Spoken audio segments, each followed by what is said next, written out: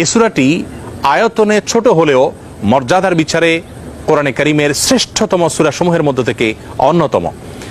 নবী করিম সাল্লাল্লাহু আলাইহি সাল্লাম এক হাদিসে বলেছেন, ইন্নাহা লাতাআদিলু সুলসাল কোরআন, নিশ্চয়ই সূরা ইখলাস এটি মর্যাদার বিচারে এবং সওয়াবের দিক থেকে কোরআন কারীমের 1/3 বা 1/3 সমতুল্য। বুখারীর এক বর্ণনা থেকে বোঝা যায় নবী সাল্লাল্লাহু আলাইহি সাল্লাম সূরা ইখলাস একবার পাঠ করলে কোরআন কারীমের 1/3 তেলাওয়াত করার সমান সওয়াব পাওয়া যাবে, সেটি বলেছেন। এর উপর ভিত্তি করে অনেক উলামা ইকরাম বলেছেন, 3 বার যদি কেউ কুল হুয়াল্লাহ সূরা বা সূরা ইখলাস পাঠ করে তাহলে আল্লাহ রাব্বুল আলামিন তাকে গোটা কোরআন একবার পড়ে শেষ করার সমান সওয়াব দান করবেন। অন্য আরেকটি হাদিসে বর্ণিত হয়েছে, এক ব্যক্তি সূরা ইখলাস পাঠ করেছেন, নবী সাল্লাল্লাহু আলাইহি ওয়াসাল্লাম সে শুনতে পেয়ে তিনি বলেছেন ওয়াজাবাত, অর্থাৎ তার জন্য ওয়াজিব হয়ে গেছে। সাহাবায়ে কেরাম জিজ্ঞাসা করেন, ইয়া রাসূলুল্লাহ কি ওয়াজিব হয়ে গেছে? তিনি বলেছেন তার জন্য জান্নাত ওয়াজিব হয়ে গেছে, জান্নাত আবশ্যক হয়ে গেছে। অন্য একটি বর্ণনায় তিনি বলেছেন, যদি কেউ 10 বার সূরা ইখলাস বা কুল হুয়াল্লাহ সূরা পাঠ করে আল্লাহ রাব্বুল আলামিন তার জন্য জান্নাতে একটি প্রাসাদ নির্মাণ করবেন।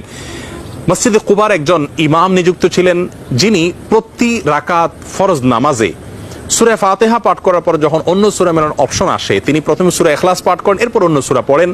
সাহাবায়ে কেরাম এবং সেই মসজিদের মুসল্লিরা নবী সাল্লাল্লাহু আলাইহি ওয়াসাল্লামের বিষয়টি উত্থাপন করলেন এবং তারা জানতে চাইলেন কেন তিনি এমনটি করেন।